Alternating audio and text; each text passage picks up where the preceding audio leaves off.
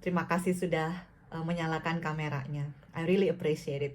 Oke, bismillahirrahmanirrahim. Saya akan share screen presentasi saya. Di sini di Sudan gitu ya. Saya di Sydney gitu ya.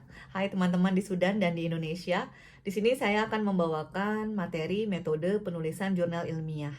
Walaupun saya bilang saya akan membawakan, tetap di sini sifatnya sharing ya. Dan kalau kita berinteraksi, saya akan banyak belajar dari teman-teman. Jadi bukan berarti saya menggurui teman-teman. Apalagi di sini saya lihat banyak yang title-nya sudah master, ada yang doktor juga, Masya Allah. Jadi saya yang harus banyak belajar dari teman-teman.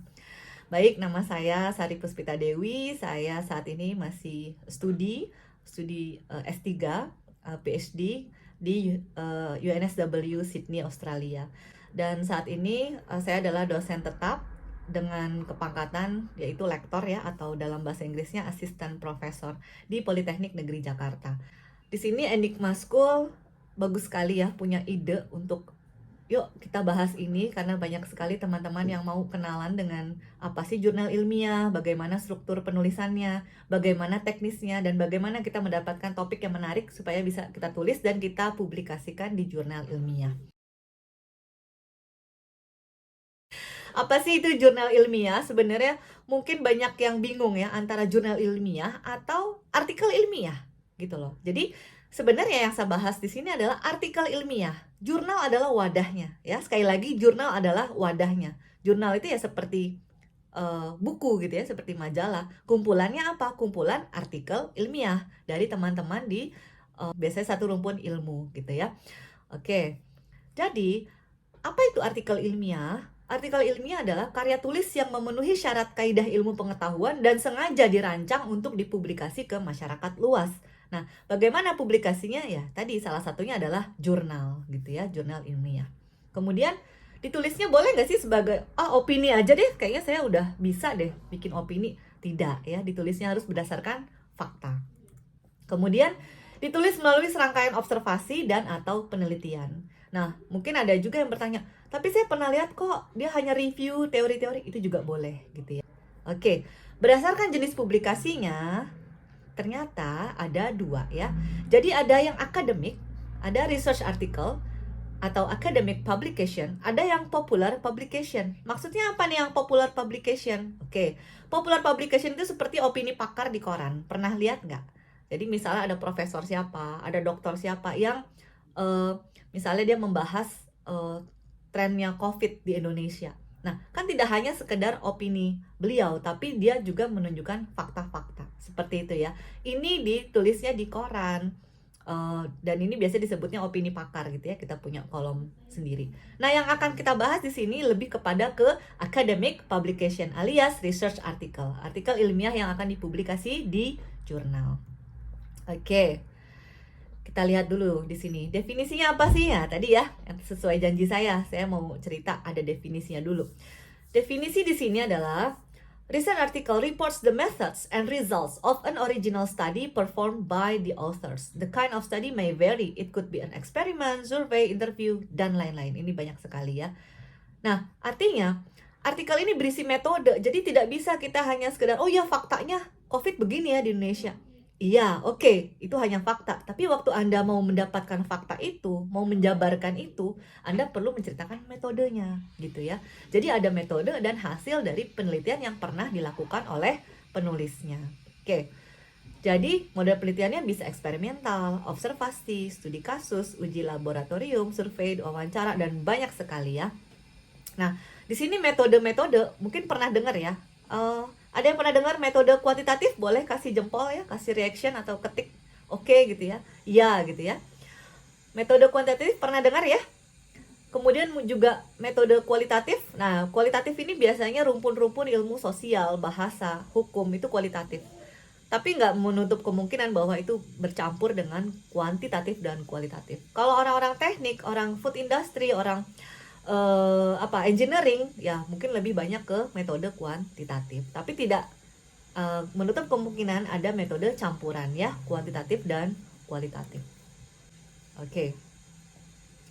Nah, tujuan dari kita menulis artikel penelitian apa sih gitu ya, biar keren gitu. Tujuan penulisan adalah memberi solusi pada masalah di lingkungan sekitar kita, solusi dan masalah ini adalah sesuai bidang ilmu kita ya. Jadi bukan berarti solusi atau masalah itu yang wow, yang besar, misalnya seperti saat ini lagi pandemi COVID, wah itu, tapi saya orang bahasa nih, gimana saya kasih solusinya gitu kan pada masalah ini ya. Mungkin dari segi yang lain gitu, kita lihat dari sisi dari tiap bidang ilmu kita gitu. Selanjutnya, tujuan berikutnya adalah mengumumkan penemuan baru di bidang teknologi, rekayasa, and social sciences. Kemudian ada juga yang memberi pandangan baru terhadap teori-teori lama atau penelitian terdahulu. Ini tadi saya bilang, kita bisa loh mereview. Misalnya saya melihat, oh kok teori A ini kalau si Bapak X, Y, Z selalu bilangnya teori A ini bagus. Tapi ketika saya meneliti, teori A ini kurang cocok deh diaplikasikan di bahasa Indonesia misalnya, atau diaplikasikan di Indonesia. Kita bisa memberi pandangan baru gitu ya. Oke, next. Gaya tulisan. Nah, ini nanti akan larinya lebih banyak di cara menulis penelitian ya, artikel penelitian. Tapi saya hanya mau menunjukkan bahwa gaya tulisan ini yang paling umum adalah menggunakan bahasa baku, yaitu formal, akademis. Jadi beda dengan bahasa koran, bahasa di novel, bahasa di berita, itu beda dengan bahasa ilmiah di artikel penelitian. Kemudian yang paling penting adalah kita ikuti gaya selingkung. Selingkung ini maksudnya guide ya, writing guide-nya. Jadi kita ikutin panduan penulisannya yang sudah ditetapkan oleh jurnal yang mau kita tuju. Setiap jurnal beda-beda gaya penulisannya. Jadi bukan berarti kita menulis satu itu siap dulu baru kita mau publikasi. Nggak gitu ya. Gimana caranya nanti? Oke. Nah, di sini catat. Tiap publisher biasanya berbeda-beda gaya penulisannya atau gaya selingkungnya. Yang kita ikuti ya, yang mau kita publikasi ya kita ikuti. Oke.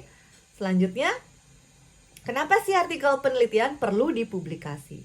Pertama, tujuan umumnya supaya pemikiran kita diketahui oleh masyarakat secara nasional bahkan internasional. Caranya bagaimana? Melalui jurnal, proceeding, seminar. Banyak sekali ya. Kemudian tujuan khususnya, nah ini biasanya nih teman-teman yang lagi kuliah S1, S2, S3, oh Anda wajib publikasi, skripsi Anda harus dijadikan jurnal ilmiah. Nah ini juga salah satu tujuan khusus ya.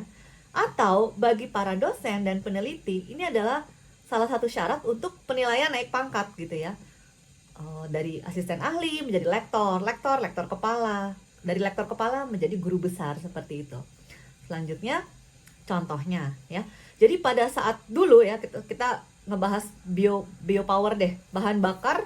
Ini yang saya tahu adalah salah satunya penggagasnya adalah Profesor Muhammad Nasikin. Kebayang nggak? Gara-gara penelitian itu kemudian dipublikasi, akhirnya dilirik oleh pemerintah. Oh iya ya, ini bagus, ini lebih menghemat. Menghemat dalam arti menghemat bahan bakar yang sudah ada gitu kan. Oh menghemat bahan BBM kita. Oh ini lebih menghemat dari segi biaya dan lain-lain. Atau dari segi bahasa, di sini saya ambil genre based writing. Karena Prof. Emi Emilia ini mempublikasikan artikel penelitiannya, maka kita jadi tahu, oh ternyata ada ya cara menulis yang sesuai genre. Ternyata kita menulis itu ada arahannya seperti itu. Jadi penelitian ini sangat perlu dipublikasi supaya masyarakat luas tahu apa yang sudah kita tulis dan kita teliti seperti itu. Selanjutnya, manfaatnya. Kalau kita lihat apa sih manfaatnya? Iyalah cuman biar lulus aja. Jangan seperti itu. Kalau kita punya tujuan hanya ya udahlah saya bikin aja deh artikel penelitian, pokoknya disuruh dosen, disuruh kampus, maka mungkin motivasinya kurang gitu ya. Tapi kita lihat di sini.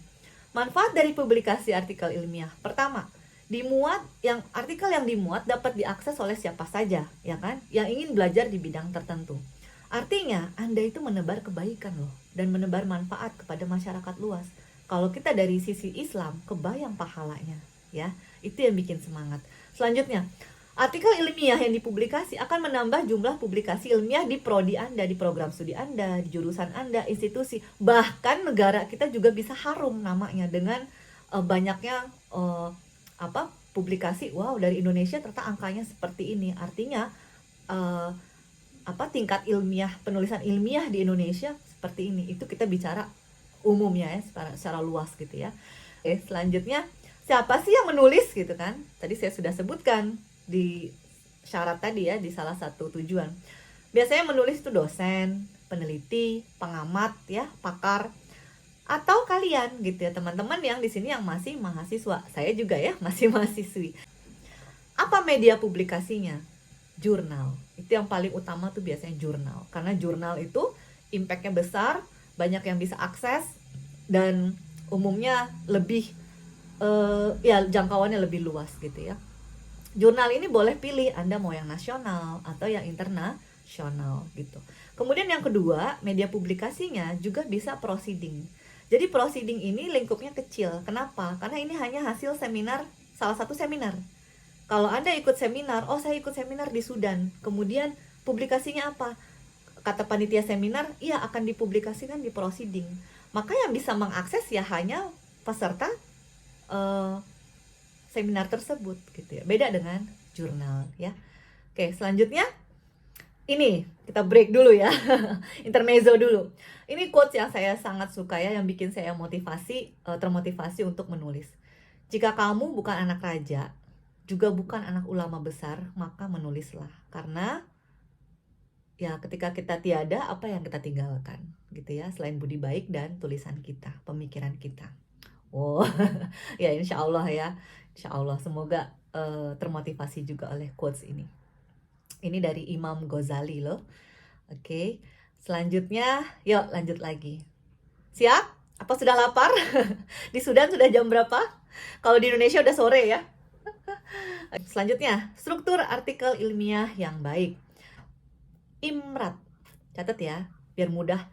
IMRAT. Apa itu IMRAT? Introduction, ada introduction, pengenalan, ada methodology, ada result and analysis, ada discussion. Mudah ya kalau diingat, IMRAT. Selanjutnya bagaimana sih? Ya, oke. Umumnya, artikel penelitian itu terdiri dari, ketika kita mau publikasi di jurnal, pasti ada judul yang pertama, ya, title. Kemudian author dan email. Di sini supaya melihat bagaimana mengontak orang tersebut. Kalau misalnya, oh kita tertarik nih sama penelitian beliau gitu kan. Bagaimana saya mengontaknya? Oh ada emailnya gitu ya. Dan emailnya, alangkah baiknya emailnya email institusi gitu ya. Jadi bukan yang, ya tahu ya ujungnya apa gitu. Jangan, apalagi nama emailnya misalnya nih saya, Sari Cute gitu kan. Itu kayaknya kurang ilmiah gitu. Jadi sebutkan nama kita dan ada institusinya kalau bisa. Jadi ada judul, ada author, ada email, bagaimana mereka mengontak kita. Kemudian yang pertama adalah abstrak. Ini umumnya begitu. Kemudian setelah abstrak ada introduction, ya. Ada pengenalan, paragraf pengenalan. Anda nih mau ngebahas apa sih? Itu ada di introduction. Kemudian ada methodology. Kemudian juga hasilnya.